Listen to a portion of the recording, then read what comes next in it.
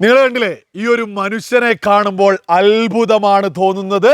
നമ്മുടെ രാജ്യത്തിൻ്റെ പ്രധാനമന്ത്രി നരേന്ദ്രമോദി UAE-യിലെത്തിയതാണ് നമ്മളിത് കണ്ടിട്ടുള്ളത്. അതിനുശേഷം ഖത്തറിലേക്ക് പോയിട്ടുണ്ട്.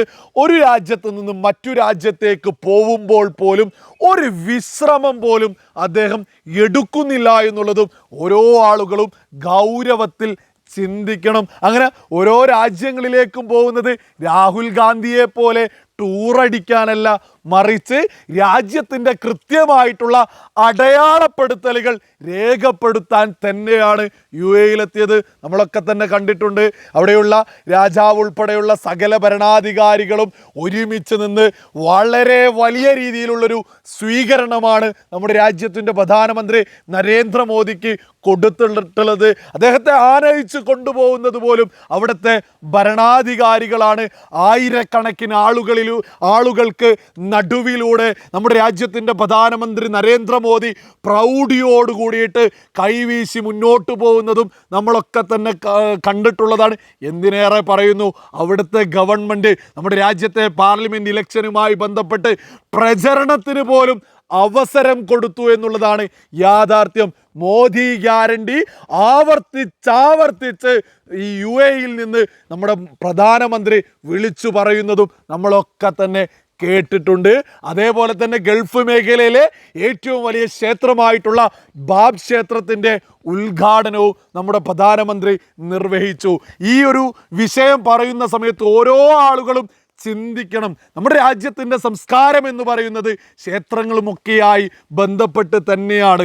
UAE രാജ്യം നമ്മുടെ രാജ്യത്തോടും നമ്മുടെ രാജ്യത്തിൻ്റെ പ്രധാനമന്ത്രി നരേന്ദ്രമോദിയോടുമുള്ള ആദര സൂചകമായിട്ട് തന്നെയാണ് അവിടെ അറബ് രാജ്യത്തിൻ്റെ മേൽനോട്ടത്തിലെ ആ ക്ഷേത്രത്തിൻ്റെ എല്ലാ കാര്യങ്ങളും പൂർത്തീകരിച്ചിട്ടുള്ളത്. പ്രധാനമന്ത്രിക്ക് മുന്നേയും ഒരുപാട് പ്രധാനമന്ത്രിമാർ നമ്മുടെ രാജ്യത്തുണ്ടായിരുന്നു. എന്നിട്ട് ആരോടെങ്കിലും എന്തെങ്കിലും ഒരു ആദരത്തിൻ്റെ പേരിൽ UAE ഗവൺമെൻറ്റൊക്കെ എന്തെങ്കിലും ചെയ്തിട്ടുണ്ടോ? നമ്മുടെ കേരളത്തിൽ ഇപ്പോഴും മുസ്ലിം വിരുദ്ധനാണ് മോദി എന്ന രീതിയിൽ ഇവിടെ അടുപ്പ് കൂട്ടി ചർച്ചക്കാരും സുഡാപ്പിക്കാരും അതേപോലെ തന്നെ കമ്മികളും നിരന്തരം പറഞ്ഞുകൊണ്ടിരിക്കുക.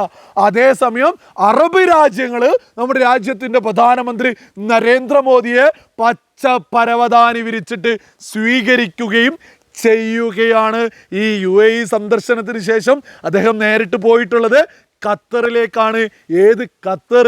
അതായത് നമ്മുടെ രാജ്യത്തിൻ്റെ മുൻ നാവികസേന ഉദ്യോഗസ്ഥന്മാരായിട്ടുള്ള 8 ഉദ്യോഗസ്ഥരെ വധശിക്ഷയ്ക്ക് വിധിച്ചിട്ട് ഒന്ന് ലോകത്തിന് മുന്നിൽ ഷൈൻ ചെയ്യാൻ ശ്രമിച്ചിട്ടുള്ള ഖത്തർ എന്ന രാജ്യത്തേക്കാണ് പിന്നീട് പോയിട്ടുള്ളത്. അതായത് നമ്മുടെ രാജ്യത്തിൻ്റെ പ്രധാനമന്ത്രി നരേന്ദ്രമോദിയും ഭരണ സംവിധാനങ്ങളും ഖത്തറിന് മേൽ സമ്മർദ്ദം ചെലുത്തിയതോട് കൂടിയിട്ട് യാതൊരു വഴിയുമില്ലാതെ അതൊക്കെ റദ്ദ് ചെയ്തിട്ടുള്ള ഖത്തർ റദ്ദ് ചെയ്ത് അതിൻ്റെ നേരെ പിറ്റേന്ന് ദിവസം നമ്മുടെ രാജ്യത്തിൻ്റെ പ്രധാനമന്ത്രി നരേന്ദ്രമോദി ഖത്തറിലേക്ക് അങ്ങ് പറന്നിറങ്ങുകയാണ്.